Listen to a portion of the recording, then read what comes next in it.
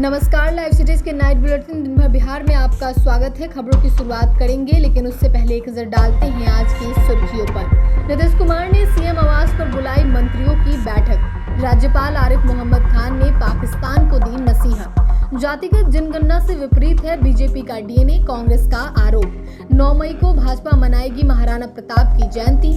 Lojpa are ने बहुजन भीम समागम का किया ऐलान। नालंदा से आगाज। नीट में सेटिंग करने वाले 2 सेटर को समस्तीपुर पुलिस ने किया गिरफ्तार। बिहार में अब नहीं चलेगी शिक्षकों की मनमानी, एसीएस एस सिद्धार्थ का ऑर्डर। गया में नशे में धुत बारातियों ने दारोगा का सिर फोड़ा। बिहार में म्यांमार के 6 नागरिक गिरफ्तार। इंडो नेपाल बॉर्डर से एसएसबी ने पकड़ा। रोहतास में अनियंत्रित ट्रक ने कार को मारी टक्कर। अब खबरें विस्तार से। मुख्यमंत्री नीतीश कुमार ने अचानक जेडीयू नेताओं की बड़ी बैठक बुला ली। एक कने मार्ग स्थित सरकारी आवास पर यह महत्वपूर्ण बैठक हुई। यह बैठक संगठनात्मक मामलों और बोर्ड निगम के गठन को लेकर हुई। चर्चा ये भी है कि जल्द ही नियुक्तियां की जाएंगी। साथ ही आगामी विधानसभा चुनाव पर भी बातचीत हुई। बैठक में मंत्री अशोक चौधरी, संजय झा, श्रवण कुमार, लेसी सिंह, सुनील कुमार और एमएलसी खालिद अनवर पहले से ही उपस्थित रहे। इसके साथ ही केंद्रीय मंत्री ललन सिंह भी सीएम आवास पहुंचे। राज्यपाल आरिफ मोहम्मद खान ने पहलगाम हमले की कड़ी निंदा की और पाकिस्तान को कड़े शब्दों में लताड़ लगाई। उन्होंने कहा कि भारत की सहिष्णुता को कमजोरी ना समझा जाए। भारतीय दर्शन सर्वे भवन्तु सुखिनः की बात करता है, लेकिन अत्याचार पर चुप रहना धर्म नहीं। नवादा जिले के टीएस कॉलेज में राज्यपाल आरिफ मोहम्मद खान ने 2 दिवसीय अंतर्राष्ट्रीय सेमिनार का उद्घाटन किया। इस विशेष मौके पर कांग्रेस विधायक नीतू सिंह, मगध विश्वविद्यालय के कुलपति एसपी शाही, नालंदा यूनिवर्सिटी के कुलपति और अन्य लोग भी उपस्थित रहे। सदाकत आश्रम में कांग्रेस की ओर से पीसी में कांग्रेस नेता रणदीप सिंह सुरजेवाला ने प्रेस कॉन्फ्रेंस में कहा कि जातिगत जनगणना वक्त की मांग है। सामाजिक न्याय और जातिगत जनगणना एक ही सिक्के के 2 पहलू हैं। बीजेपी का डीएनए ही जातिगत जनगणना से विपरीत है। बीजेपी के लिए यह वोट की राजनीति है, हमारे लिए यह सामाजिक बदलाव है। जब आप जिंदगी के बदलाव को लेकर राजनीति करते हैं तो आप कभी उसे लागू नहीं कर पाते हैं। आगे कहा कि 2011 में यह लड़ाई शुरू हुई थी। राहुल गांधी इसे अपने जीवन का मिशन बनाकर लड़ रहे हैं। षड्यंत्र के तहत जातिगत जनगणना की गिनती को कूड़ेदान में डाल दिया गया था। भाजपा और आरएसएस इसके विरोधी है, क्योंकि इनके डीएनए में दलित, आदिवासी और पिछड़ों का विरोध करना है। बीजेपी 9 मई को महाराणा प्रताप की जयंती भव्य रूप से मनाएगी। पटना के बापू सभागार में आयोजित होने वाले इस कार्यक्रम का नाम राणा भाभा सम्मेलन रखा गया है। इसकी जानकारी सोमवार को राज्य सरकार के मंत्री नीरज कुमार बबलू ने पार्टी कार्यालय में आयोजित संवाददाता सम्मेलन में दी। उन्होंने बताया कि महाराणा प्रताप की जयंती का कार्यक्रम सुबह 11:30 बजे शुरू होगा। इस कार्यक्रम के मुख्य अतिथि केंद्रीय जल शक्ति मंत्री गजेंद्र सिंह शेखावत होंगे। वहीं रक्षा मंत्री राजनाथ सिंह वीडियो कॉन्फ्रेंसिंग के माध्यम से कार्यक्रम को संबोधित करेंगे। कार्यक्रम में बिहार भाजपा प्रदेश अध्यक्ष दिलीप जायसवाल, उप मुख्यमंत्री सम्राट चौधरी और विजय कुमार सिन्हा समेत पार्टी के अन्य वरिष्ठ नेता भी उपस्थित रहेंगे। मंत्री नीरज कुमार बबलू ने बताया कि यह कार्यक्रम किसी जाति विशेष के लिए नहीं, बल्कि वीर महाराणा प्रताप जैसे महापुरुषों की जयंती के सम्मान में आयोजित किया जा रहा है। उन्होंने फिर कहा कि भाजपा सभी महापुरुषों की जयंती मनाती है, चाहे वह किसी भी समाज या वर्ग से जुड़े हो। यह हमारी परंपरा है।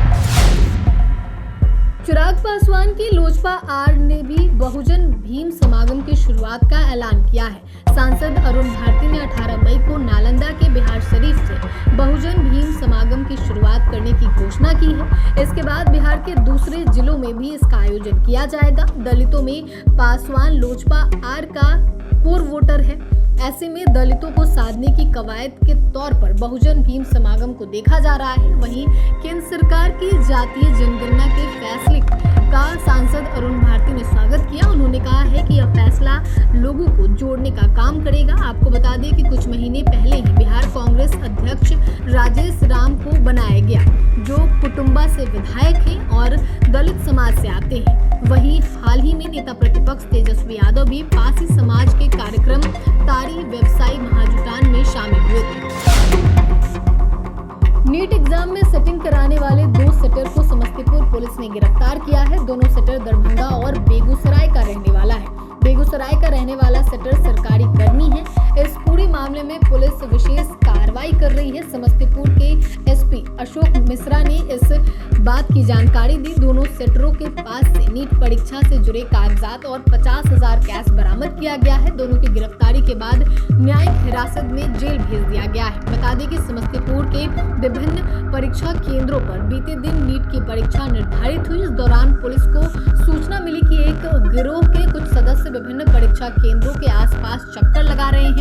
परीक्षा में तकनीकी रूप से छेड़छाड़ करते हुए असली अभ्यर्थियों के बदले दूसरे अभ्यर्थियों को फर्जी तरीके से परीक्षा में बिठाकर परीक्षा दिला रहे थे। इस सूचना के बाद पुलिस हरकत में आई और फिर कार्रवाई हुई। बिहार के सरकारी स्कूलों के शिक्षकों की फर्जी हाजिरी का खेल अब जल्द ही खत्म होने वाला है। मुंगेर सहित कई जिलों में लगातार मिल रही शिकायतों के बाद शिक्षा विभाग अब पूरी तरह एक्शन मोड में आ गया है।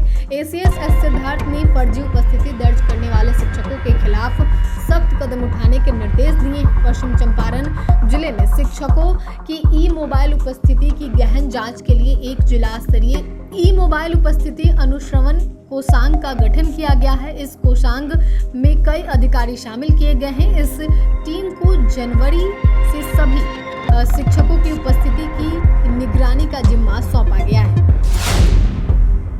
गया में नशे में धुत बारातियों ने डायल 112 की पुलिस पर हमला कर दिया। हमले में दारोगा का सिर फट गया। पुलिस गाड़ी में चालक समेत 3 लोग थे। बारातियों ने सबसे पहले ड्राइवर को गाड़ी से खींचकर बाहर निकाला और फिर उसकी पिटाई करने लगे। दारोगा उमेश प्रसाद यादव से बचाने के लिए गाड़ी से नीचे उतरे तो बाराती उनके पीछे पड़ गए। बारातियों ने उन्हें पटक कर बुरी तरह मारा। सरकारी रिवॉल्वर भी छीनने की कोशिश की। वो किसी तरह एक घर में घुसे और दरवाजा बंद कर अपनी जान बचाई। ग्रामीण बस देखते रहे। किसी ने पुलिस कर्मियों की मदद नहीं की। दारोगा की पिटाई के बाद बाराती लेडी कांस्टेबल को पीटने के लिए दौड़े। वो किसी तरह मौके से फरार हो गए। वहीं चालक भी दारोगा को छोड़कर गाड़ी लेकर फरार हो गया। किशनगंज जिले से सटे पश्चिम बंगाल की भारत नेपाल सीमा पर शनिवार को एसएसबी ने बड़ी कार्रवाई की है। इन 2 अलग अलग कार्रवाइयों में म्यांमार के 6 संदिग्ध नागरिकों को हिरासत में लिया गया है। ये सभी विशेष समुदाय की धार्मिक पुस्तक की पढ़ाई कर रहे थे। पकड़े गए सभी संदिग्ध छात्र हैं जो 2022-23 के दौरान बिना पासपोर्ट और वीजा के मिजोरम में दाखिल हुए थे। म्यांमार के 6 संदिग्ध नागरिकों के पास से फर्जी आधार कार्ड, वोटर आईडी कार्ड और एक युवक के पास से पैन कार्ड भी बरामद हुआ है। सभी पकड़े गए छात्र नागालैंड स्थित विटर थियोलॉजिकल कॉलेज वांगकोसिंग वोखा में धर्मशास्त्र की पढ़ाई कर रहे थे। वे 2023 से वहीं रह रहे थे और छुट्टियों में अन्य भारतीय और नेपाली छात्रों के साथ सिलीगुड़ी आए थे। तब से वे 3 अलग अलग समूहों में बटे हुए थे।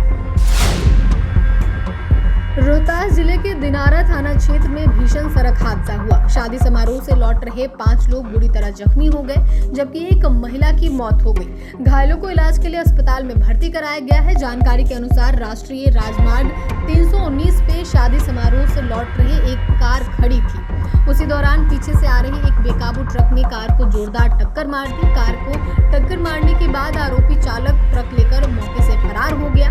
घटनास्थल पे पहुंचे स्थानीय लोगों की सहायता से घायलों को इलाज के लिए प्राथमिक स्वास्थ्य केंद्र भेजा गया।